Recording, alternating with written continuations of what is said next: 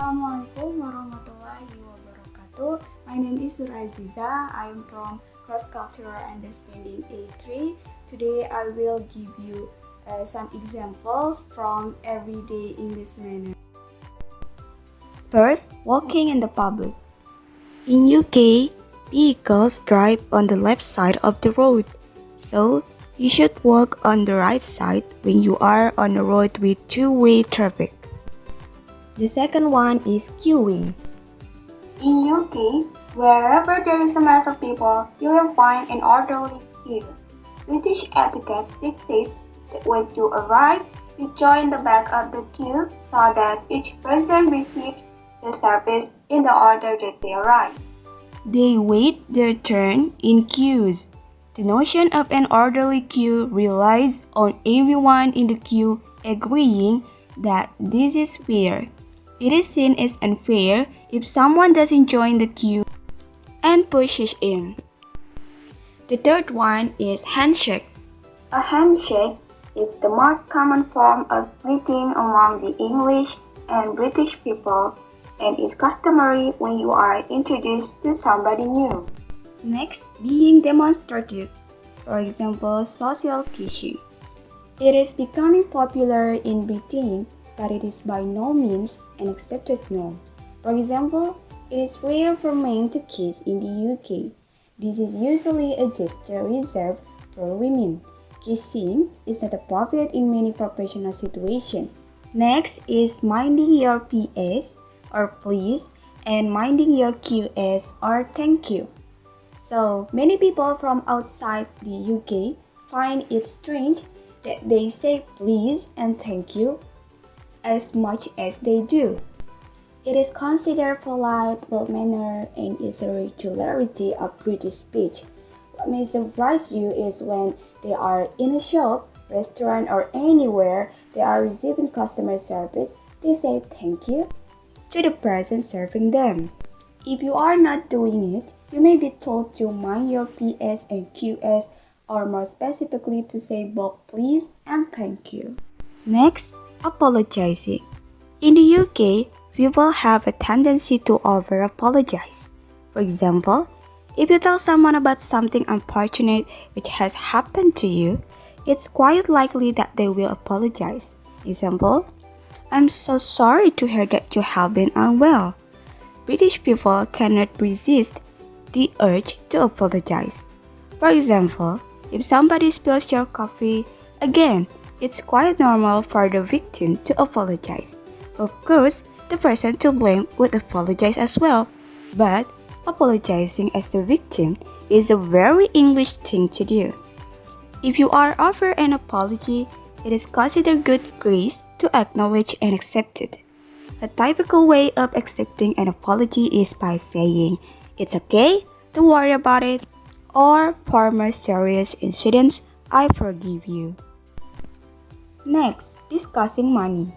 Unlike in most countries, discussing how much you earn or how much something costs, anything from the cost of clothes up to the price of a house, has traditionally been a strictly taboo subject according to British etiquette.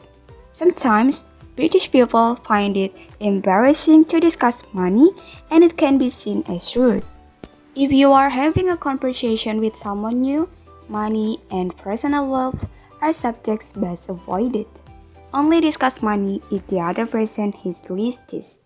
Do you know they feel comfortable talking about it? Definitely don't ask somebody how much they earn. If you talk about how much money you have and all of things you bought, it can be seen as bragging, particularly when it heightens the difference between your financial situation and that of the person you are talking to. However, things are changing and British people are more open to discussing things such as house price or how much their holiday costs. But usually, this is if the item they have bought is perceived as a bargain. Next, talking about weather. In Britain, they love to talk about the weather. Perhaps it's due to the unpredictability of the weather in the UK and their inability to prepare for extreme weather conditions. Talking about the weather serves as an icebreaker. When a British person meets a stranger, A shared subject of discussion is the weather. The function of the conversation is to initiate contact between two individuals. The conversation will usually take a diversion once a shared common ground is discovered. But the weather in the UK provides them with a variety of topics as a starting point. Next is public manner, for example, small talk. In America, the question, "What do you do?" is a perfectly acceptable small talk question, and it is often asked almost immediately. But in Britain, many people dislike this question. Why? Some people argue that work is boring and therefore not a suitable topic. Others say it is because it's irrelevant or too personal. Americans are far more open about their personal lives. They are happy to tell you where they live and so on. In Britain, small talk is usually more impersonal, and it is very rare that people will want to share such personal information. Next, tipping. Sometimes, even the Brits find it difficult to know how much to tip a server in restaurants, if anything at all. Following a meal, begin by checking the bill. If it reads service not included, this means you can leave a tip for the person that serves you and the amount is at your discretion. If the service was good, it is customary to add an extra 10% on top of the bill total. Many Brits tip taxi drivers and hairdressers too, but the exact amount is the customer's preference. Next, bathroom manner. In Indonesia, you may squat to use the toilet. You mustn't squat on a toilet in the UK because the toilets are designed for sitting. Though you might think it's more hygienic and or healthier, the toilets are not designed for squatting, so you risk breaking them. The last is table manner.